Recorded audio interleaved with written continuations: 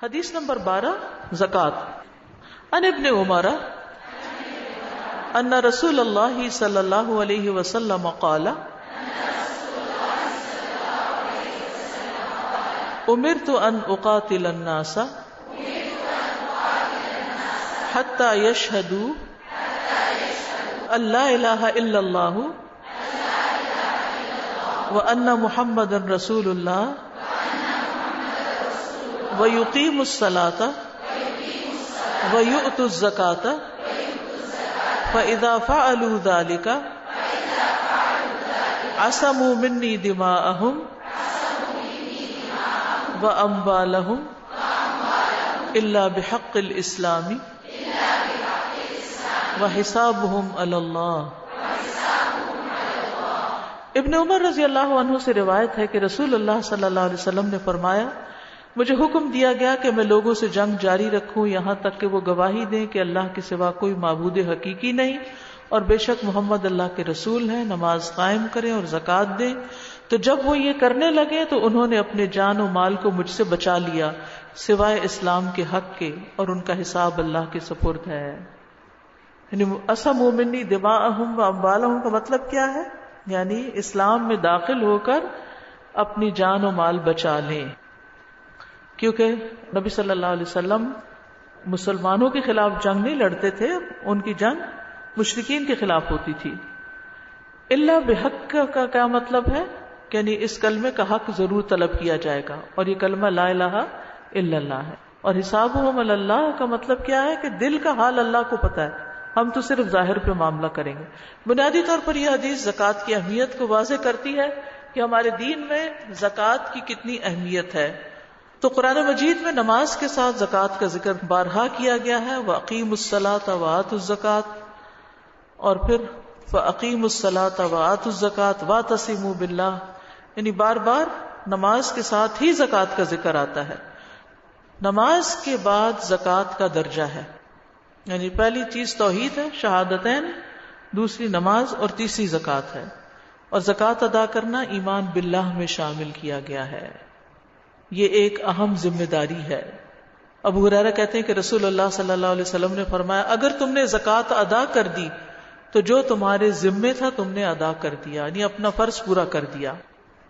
نماز اور زکوٰۃ میں فرق کرنے والوں سے ابو بکر رضی اللہ عنہ نے قتال کیا تھا، اور زکوٰۃ نہ دینے والوں کی آخرت میں بہت بڑی سزا ہے. رسول اللہ صلی اللہ علیہ وسلم نے فرمایا جس نے اپنے بعد خزانہ چھوڑا اس کے لیے قیامت کے دن اسی کی مانند ایک گنجا سانپ ہوگا، اور اس پر 2 نقطے ہوں گے. وہ اس کا پیچھا کرے گا تو وہ کہے گا تو کون ہے؟ وہ کہے گا میں تیرا خزانہ ہوں جو تو اپنے پیچھے چھوڑ گیا تھا. اور وہ اس کا پیچھا کرتا رہے گا یہاں تک کہ اس کے ہاتھ کو اپنا لقمہ بنا لے گا اور اس کو چبانے لگ جائے گا. پھر اسی طرح اس کے سارے بدن کو چبا ڈالے گا، سارے بدن کو چبا دے گا. اور یہ کیا چیز ہوگی؟ انسان کا وہ مال جس میں سے اس نے زکوٰۃ ادا نہیں کی، کنز. ہم سب کو زکوٰۃ کے ادائیگی کے بارے میں علم ہونا چاہیے. سب سے پہلے تو یہ اس بات کا علم ہونا چاہیے کہ کتنے مال پہ زکوٰۃ لگتی، کس کس چیز پہ زکوٰۃ لگتی، وہ کون سے اموال ہیں جن پہ زکوٰۃ لگتی، اور کس مال پر کتنی زکوٰۃ ادا کرنی ہوتی، اور کتنا عرصہ اس مال پر گزر جائے تو زکوٰۃ ادا کرنی ہوتی. اور پھر یہ ہے کہ زکوٰۃ کس کو دینی ہوتی ہے، کون کون اس کے مستحق ہیں، اور یہ کہ زکوٰۃ کب دینی ہوتی ہے. یہ وہ سوال ہیں کہ جن کے جواب آپ کو پتہ ہونے چاہیے، کیونکہ اس کے بغیر یہ فریضہ ادا نہیں ہوتا. بالکل اسی طرح جیسے نماز کب پڑھنی چاہیے، کتنی پڑھنی چاہیے، اس کی شرائط کیا ہیں وغیرہ وغیرہ. اسی طرح حج کے طریقہ ہے پورا، کب حج ہو سکتا ہے، کس جگہ پر ہوتا ہے، اس کے لیے لباس کیسا ہونا چاہیے، اس کے لیے پڑھنا کیا چاہیے. تو یہ پورا ایک سسٹم ہے. اسی طرح زکوٰۃ کا پورا ایک سسٹم ہے. یہ نہیں کہ انسان کہے میں تو جی سارا سال ہی غریبوں پہ خرچ کرتی رہتی ہوں، میری زکوٰۃ تو اسی میں ہی ہو جاتی ہے. یہ زکوٰۃ ادا کرنے کا طریقہ نہیں ہے. زکوٰۃ کی باقاعدہ کیلکولیشن ہونی چاہیے کہ سال کے شروع سے لے کر آخر تک آپ کے پاس کتنا مال ہے، اور اس مال میں سے آپ کو پھر کتنا نکالنا ہے، اور پھر جب وقت ہو جائے تو اس کو نکال ہی دینا ہے، اپنے پاس نہیں رکھنا وغیرہ وغیرہ. حدیث نمبر 13 صدقہ کو حقیر نہ سمجھنا. عن ابی ہریرہ رضی اللہ عنہ عن النبی صلی اللہ علیہ وسلم قال یا نساء المسلمات لا تحقرن جارۃ لجارتها ولو فرسن شاۃ کتاب الہبہ وفضلها والتحرید علیہا۔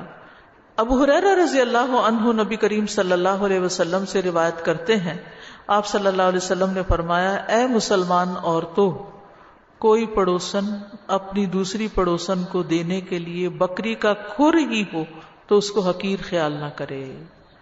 یعنی بکری کا پایا جو ہے، کھر جو ہے، ایک معمولی چیز ہے، عموماً لوگ اس کو دیتے ہوئے ایک دوسرے کو شرماتے ہیں یا اس کو چھوٹی چیز سمجھ کر نہیں دیتے، لیکن ہو سکتا ہے کہ دوسرا شخص اسی کا محتاج ہو۔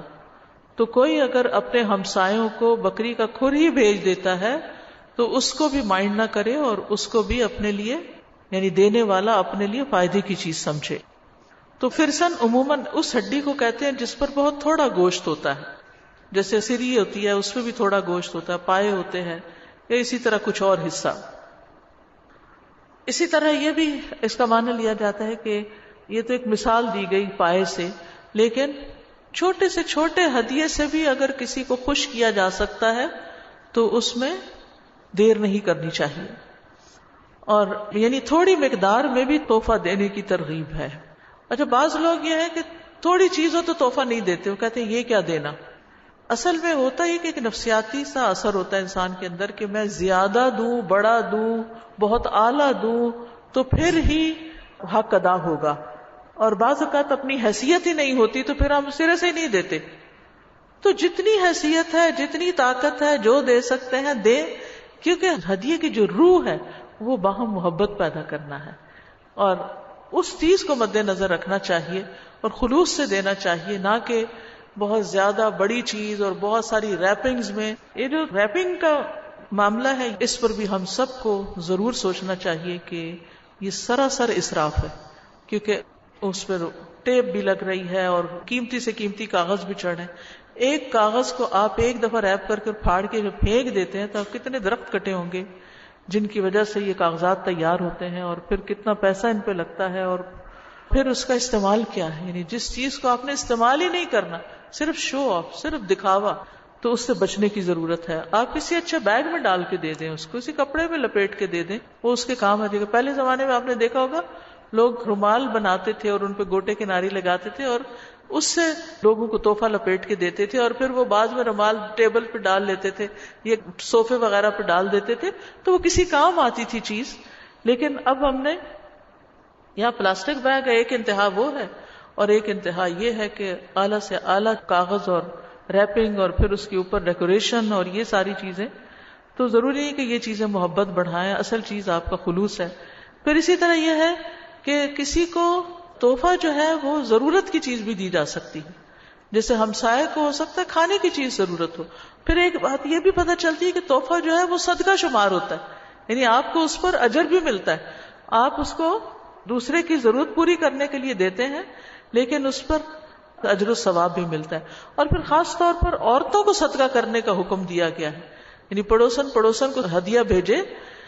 اور اسی طرح ایک اور حدیث میں ہے، نبی صلی اللہ علیہ وسلم نے فرمایا، اے عورتوں کی جماعت، صدقہ کیا کرو اور زیادہ استغفار کیا کرو، زیادہ صدقہ زیادہ استغفار، کیونکہ میں نے جہنم میں تم عورتوں کی کثرت دیکھی ہے، اللہ ہم کو بچا لے۔ تو عورتوں میں سے ایک سمجھدار عورت نے عرض کیا، یا رسول اللہ، اس کی کیا وجہ ہے کہ جہنم میں عورتیں زیادہ ہوں گی؟ آپ نے فرمایا، تم لعنت زیادہ بھیجتی ہو، برے بھلے کہتی ہو لوگوں کو، اور اپنے شوہر کی ناشکری کرتی ہو، یعنی شوہر سے کبھی خوش ہی نہیں، راضی ہی نہیں، اس کی کبھی کوئی خوبی بیان ہی نہیں کرتے۔ عموماً ہم اس کی صرف برائیاں ہی بیان کر رہے ہوتے ہیں، خوبی نظر ہی نہیں آتی، ہو بھی تو ہم اس کو دبا جاتے ہیں۔ تو اس چیز کا بھی خیال رکھنا چاہیے۔ حدیث نمبر 14، گن گن کر خرچ کرنا۔ ان اسماء ان رسول اللہ صلی اللہ علیہ وسلم قال،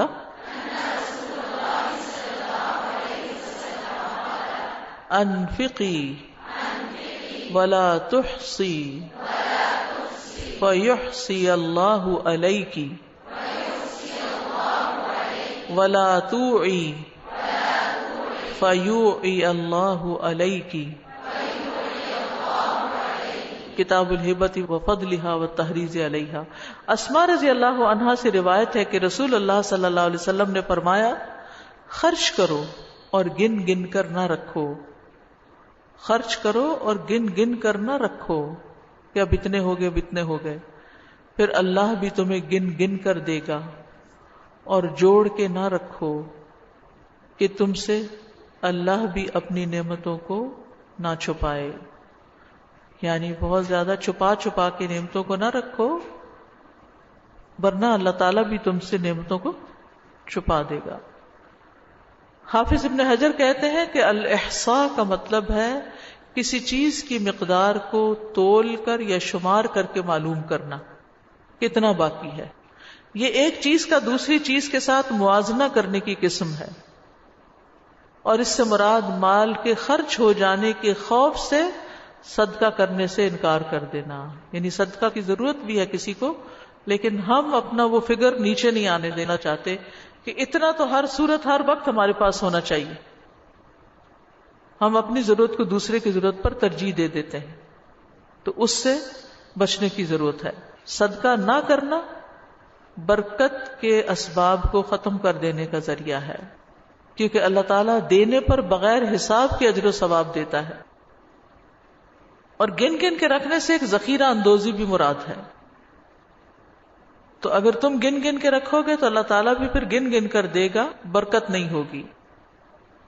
اور پھر تو ای کا لفظ جو نا یہ وعاء سے ہے، وعاء کہتے ہیں برتن کو، یعنی کوئی چیز صرف برتن میں ڈال ڈال کے ڈبے میں بند کر کر کے نہ رکھو، کنجوسی کے لیے ذخیرہ اندوزی مت کرو، ورنہ اللہ تعالیٰ بھی تم پر اپنی مزید نعمتیں روک دے گا۔ تو اس سے یہ پتہ چلتا ہے کہ انسان کے پاس جو بھی خیر ہو، چاہے مال ہے، جسمانی قوت ہے، علم ہے، بانٹتے رہنا چاہیے، دیتے رہنا چاہیے، اس معاملے میں بخل نہیں کرنا چاہیے۔ رسول اللہ صلی اللہ علیہ وسلم نے فرمایا، اے لوگو، اللہ تعالیٰ سے اللہ کے دیے ہوئے مال کے بدلے اپنے نفسوں کو خرید لو، ان اللہ اشتری من المؤمنین انفسهم واموالهم بان لهم الجنہ۔ اگر تم میں سے کوئی بخل کرے کہ اپنا مال لوگوں کو نہ دے تو وہ اپنے آپ سے شروع کرے، خود پہ صدقہ کرے، اللہ کے دیے ہوئے رزق میں سے کھائے اور پہنے۔ تو ہمارا دین انفاق کی ترغیب دیتا ہے، کس کی؟ خرچ کرنے کی، نکالنے کی، دینے کی، تاکہ پیسہ جو ہے وہ سرکولیٹ کرتا رہے، معاشرے میں سب تک پہنچتا رہے۔ اس کی مثال خون کی طرح، اگر خون جسم کے کسی حصے میں جم جائے تو اس کو بیکار کر دیتا ہے۔ خرچ کرنے والوں کے لیے فرشتے روزانہ دعا کرتے ہیں۔ کیا دعا؟ 2 فرشتے مقرر ہوتے ہیں، ایک کہتا ہے اللہ خرچ کرنے والے کو اس کا متبادل عطا کر، دوسرا کہتا ہے اللہ روک رکھنے والے کے مال کو ضائع کر دے۔ تو ہر روز صدقہ واجب ہوتا ہے، ہر روز کچھ نہ کچھ صدقہ ضرور کرنا چاہیے۔ خرچ کرنے میں خیر ہے، نہ کرنے میں شر ہے۔ جتنا زیادہ مال ہو اتنا زیادہ خرچ کرنا چاہیے۔ رسول اللہ صلی اللہ علیہ وسلم نے فرمایا، بے شک جو لوگ دنیا میں زیادہ مال و دولت جمع کیے ہوئے ہیں، قیامت کے دن وہی خسارے میں ہوں گے، سوائے ان کے جنہیں اللہ نے مال دیا ہو اور انہوں نے اسے اپنے دائیں بائیں آگے اور پیچھے خرچ کیا ہو اور اسے بھلے کاموں میں لگایا ہو۔ ہر ایک کو شوق ہوتا ہے کہ وہ مالدار ہو جائے، تو جو جتنا مالدار ہے اتنا ہی قیامت کے دن خسارے میں ہے، سوائے اس کے کہ جو اس کو رائٹ اینڈ لیفٹ خرچ کرتا چلا جائے، دیتا جائے۔ خرچ کرنے والوں پر اللہ تعالیٰ بھی خرچ کرتا ہے۔ انفق علیک یا ابن آدم، انفق علیک، اے ابن آدم خرچ کرو، تم پر خرچ کیا جائے گا۔ پھر عورت کے خرچ کرنے پر اجر۔ حدیث نمبر 15، ان عائشہ رضی اللہ عنہا قالت، قال النبی صلی اللہ علیہ وسلم، اذا اطعمت المرأة من بیت زوجها غیر مفسدۃ لها اجرها وله مثله وللخازن مثل ذلك له بما اکتسب ولها بما انفقت کتاب الزکات۔ حضرت عائشہ رضی اللہ تعالی عنہا روایت کرتی ہیں، نبی کریم صلی اللہ علیہ وسلم نے فرمایا، جب عورت اپنے شوہر کے گھر سے بغیر فساد کے کھانا کھلائے تو اس کے لیے اس کا اجر ہے، اس شوہر کے لیے بھی اتنا ہی اجر ہے، اور خزانچی خادم کے لیے بھی اتنا ہی اجر ہے، اس مرد کے لیے کمانے اور اس عورت کے لیے خرچ کرنے کی وجہ سے اجر ہے۔ تو سبھی اجر میں شریک ہو گئے، خادم بھی، عورت بھی، کمانے والا بھی، لیکن شوہر کی اجازت سے خرچ کرنا چاہیے، یعنی واضح الفاظ میں اجازت ہو، یا کوئی ایسی چیز ہو یا ایسا ایکسپریشن ہو تو کہ جو چاہو کرو، دیتی رہو، میری طرف سے اجازت ہے۔